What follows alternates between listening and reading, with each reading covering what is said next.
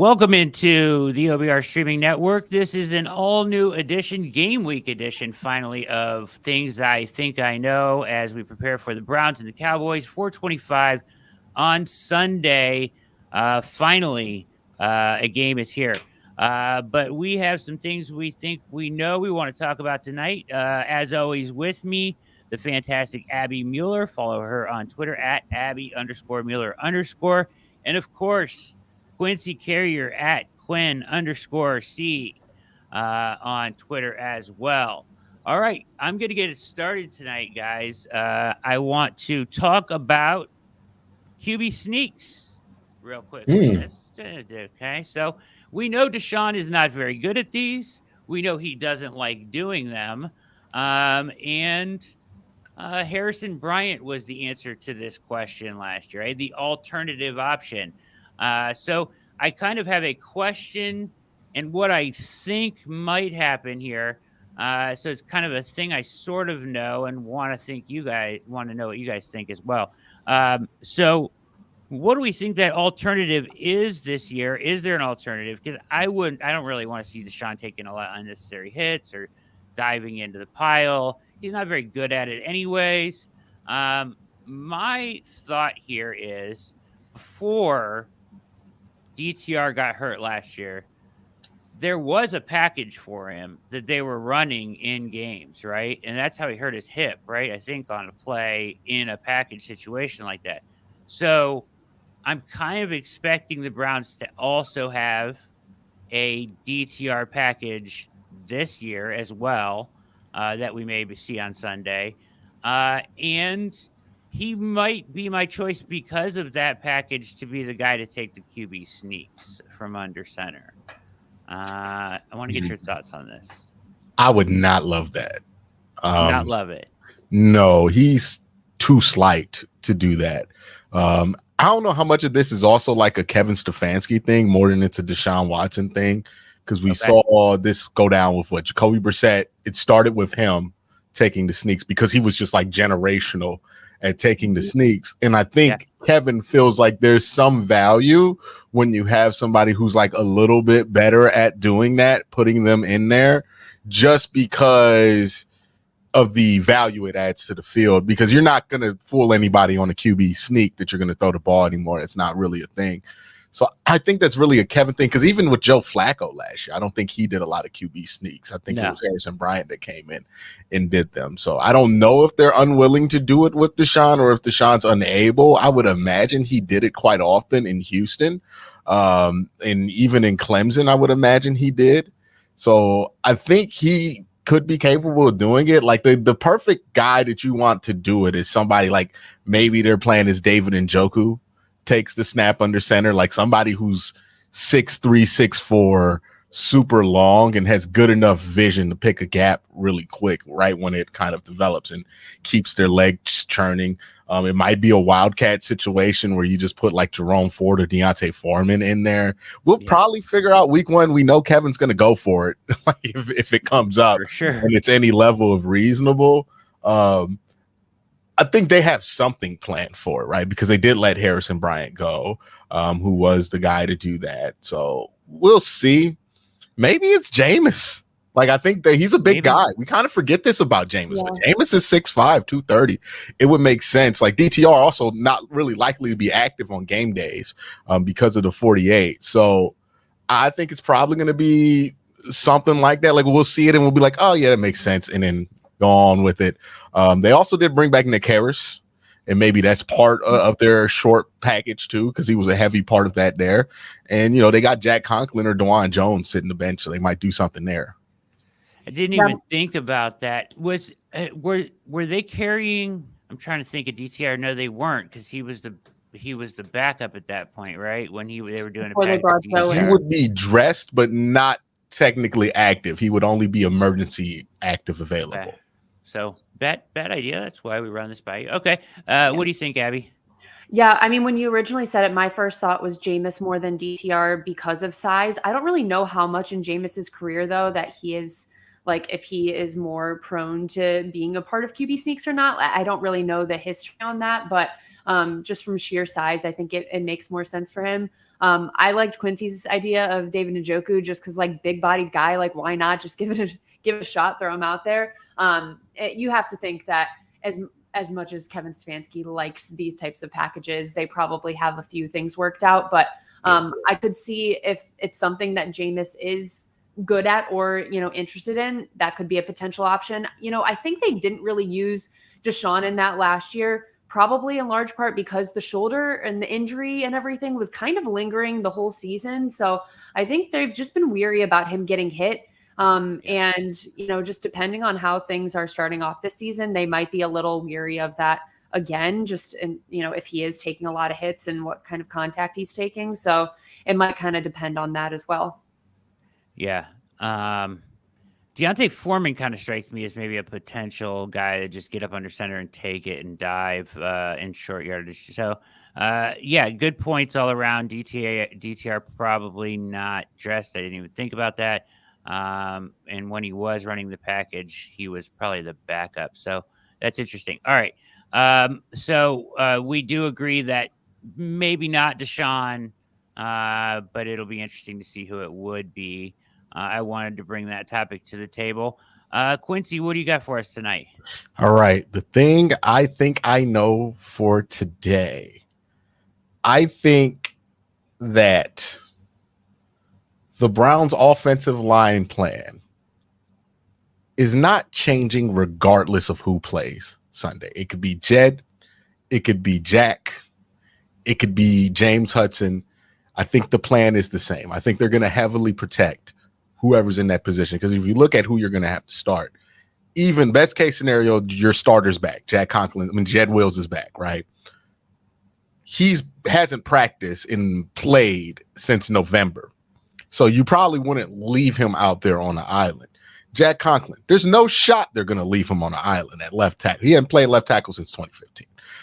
I know a lot of people on Twitter have like this fantasy that Jack Conklin's going to come in, flip sides, and be just as good as he was in 2020 on the left side as he was on the right side. But the truth is, Jack hasn't been as good at 2020 on the right side the last couple of years, let alone getting to that left side there and flipping. It's going to be a difficult transition, especially when you talk about taking stunts, twists, which he's going to do in a lot of 5-0 protection. And then the big thing is the pulling, right? Like if he has to pull across, and that habit is a lot different on the right side than it is on the left side, punching off of one, right? When you're moving off your left foot instead of your right foot. These are all things that are going to feel awkward, right? If he's just in a straight on pass set, one-on-one Senior Bowl style, he'll be fine on the left side. And I think they'll try to make sure whoever is up there is in that kind of a situation. My hot take is I think James Hudson might be the best matchup. Now, I know it sounds crazy because nobody is thinking James Hudson should play. Everybody has been scared to death of the prospect that James Hudson should play. The reason I think he's the best matchup, if you look at Micah Parsons, right? That's all who we're all concerned about. Yeah. He has a history of running underneath big, older, slower tackles. I can't define Jack Conklin as not in that category right now, especially if he's flipping to the left side. So you have Micah, who's going to be coming off a lot of stunts and twists, on Jack, who's adjusting to the left side for the first time in 10 years. Now, maybe Jack has like amazing muscle memory and he's one of those ambidextrous dudes who could just flip to those sides. That's definitely a possibility. But outside of that being the case, and it doesn't sound like it's like gung-ho, Jack's going to be the left tackle. So it doesn't seem like it's been demonstrated that that's the case in practice. You're probably going to want to go with somebody who's a little bit more comfortable on that left side. It sounds like they feel like James is comfortable on that left side. And what James does not do well is anchor. And Micah does have a nice bull rush, but that's not the majority of what he likes to do. He's not TJ Watt. He's not going to run down your chest for 60 straight snaps. What Micah's going to do is try to run around you. And that's something that James Hudson can do, is run with you and run you around. And also run block well, which I think the Browns, part of the game plan, they're going to try to run at Minka, right? They're going to try to move him on the line of scrimmage in a run game. So I think it will be an unpopular take, and it might be my least popular take of the week. But I've been thinking about this for a while, and I'm leaning towards James Hudson making sense to get the start there if Jed can't play and you're not convinced that Jack can flip. Now, if you're convinced, if you've seen it in a week, okay, you do that. I'm not advocating that James Hudson is best case scenario, but if you are not confident in that case, then I think you can hold up there with James Hudson, especially when you consider you got Joe Bitonio there right next to him, and you're going to have David Njoku chipping away, and Jerome Ford in there, who's really good at pass protection. That's going to be the core of it, right? The blocking Minka thing is going to come down to David. It's going to come down to Jerome, and it's going to come down to Deshaun making sure that he's flipping these protections properly. And then Joe Bitonio also has a role in that. So it's going to be about what's around that left tackle, no matter who plays. And if that's the case, I'd rather have a better athlete in there than go with a name that will make us feel better before the game. But I am not 100% sure if you want him going up against a premier pass rusher his first game playing on the left side. That let him get Odafe Owe or somebody like that for his first game on the left side. Yeah. So interesting you said this, because there is this like little rumor out there. I guess Glenn Cook maybe slipped up and said something, maybe kind of let it slip a little bit. He referenced Hudson in the manner of him kind of, I didn't hear I just heard about it. Kind of maybe hinted that he would be playing instead of Conklin. So I do think you're on to something. It scares me to death, just from watching James play on the left side. Obviously much better on the right side. He can run block, to your point. To your point, though, it is everything going on around you. Like, do you guys think that Nick Harris will be deployed in this kind of a situation? And rundowns, I think he'll be deployed as like an extra tight end. And maybe they might even, like, if they really think they got a shot, but this would be telegraphing it so badly that I don't think they can do it that much. But they really think they have a shot versus a certain look. They could come in there with a 12 package that has him as a tight end, or a 13 package with like 2 routes. But they have to have seen something, right? That has to be a game plan play for them to go to it. I don't think it's going to be something where they're just going to like use it a ton, but I wouldn't underestimate what Jerome Ford, this is one of the better run blockers on the team, and not run blockers, pass protectors on the team. That's not an offensive lineman, and one of the better ones in the league. I mean, he had like an 86 Pro Football Focus pass block grade. So in a lot of pass blocking snaps last year, I wouldn't underestimate what a good chip in dip system can do for a mediocre. Like, remember, we're seeing James Hudson in practice when he's not getting any help because you're trying to evaluate him. It's going to be a lot. It's like if we live with Garyon Christian, and he's much worse than James Hudson. And that's because you're able to chip, do all these other things. I think they have a plethora of things they can throw at that one hole on the offensive line. If it's just one hole there, I think they'll be fine. Now, if Wyatt Teller decides to have a bad game in conjunction with this, or like Ethan Pulsic just like starts pooping the bed or something like that, then you have a serious problem, because now you're playing whack-a-mole. But you have enough to firmly plug up one hole on the offensive line. My friend Vach Lombardi, who covers a lot of offensive linemen, always says, you can hide one. You can always hide one on the offensive line. Like, the thing about Micah is, last year I was looking at his snap. They moved him around a lot, right? Dan Quinn would move him a lot. Inside on the right side, inside on the left side, outside, all the way over to the right side, over the center, similar to Miles, right? Mm-hmm. I don't know if Zimmer will do the same thing. Either way, they have to have a plan to get 2 bodies on him at all times. But the biggest thing they can do for me is just stay out of third and obvious pass, right? If you can remain in neutral, like ahead of the sticks, where you are leaving him in some kind of run pass conflict, you'll be doing such a huge favor to the left guard or left tackle in that entire situation. If you started ending up in 2nd and 15s and 3rd and 9s, that's when you're going to really be in trouble, in my opinion, as far as that left side goes. So regardless of who's there. Yeah, I agree. Yeah, Brad, back to what you were saying with the Glenn Cook quote, I kind of saw a little bit of that earlier too, and it did make me kind of think like, okay, maybe that is the direction they're going. I also feel like there's just been random quotes in the last week from like members of the coaching staff, just putting a lot of confidence behind James Hudson. I'm like, okay, it seems like that's the direction they're going. I mean, I'm still a little nervous about him being out there, but I do kind of like what you were saying, Quincy, about like, if you just have to protect for one guy and have one hole, like you can make it work with how much other talent we have on this offensive line.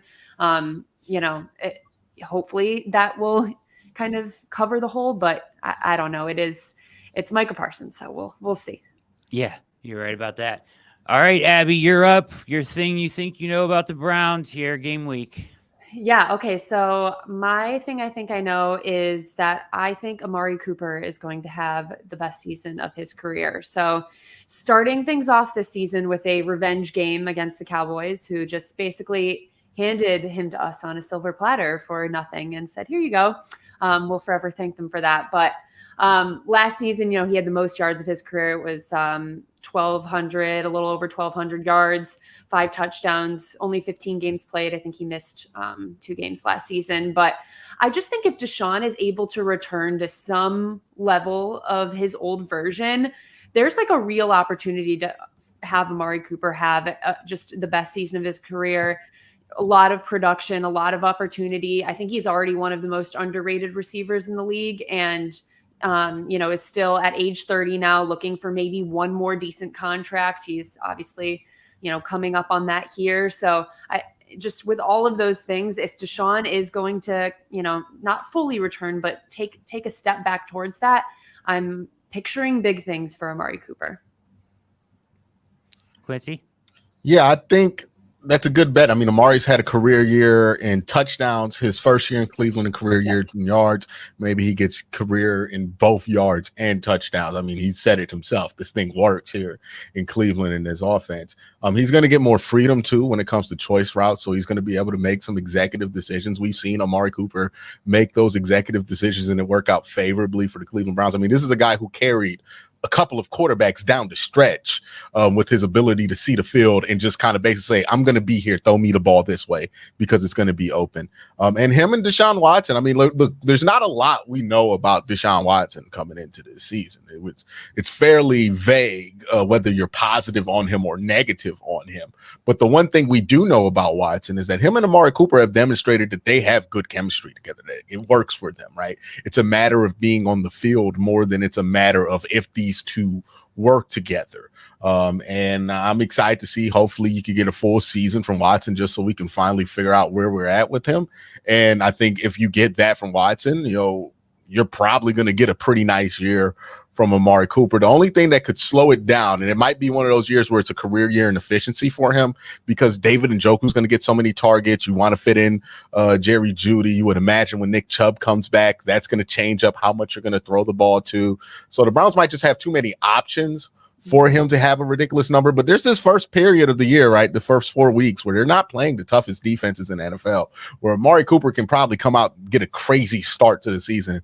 I wouldn't be surprised if we're talking about Amari Cooper being in the top 5 of receiving yards and then everybody being like, oh, he's not top 5. And doing the same thing they do with Amari Cooper every year where they're like, oh, well, he had 200 in one game, so it doesn't really count. It's like, yeah, but he had 200 in one game. Right. It's gonna be something similar to that, but I think Coop, Watson, we know one thing about those two, and we know that works. It's just they got to both be on the field at the same time, which has been a problem. Yeah, it does work. I think that having Jerry Jeudy could help, right? Like it could hurt, it could help. It depends, right? Like it depends on how much they're passing.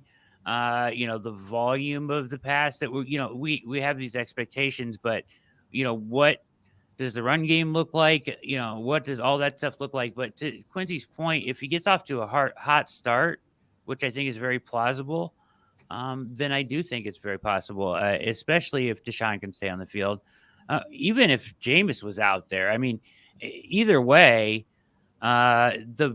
he will be open, right? Like he's proven that he will be open with the choice routes and these short motion stuff they're doing to, gain leverage advantages and stuff like that.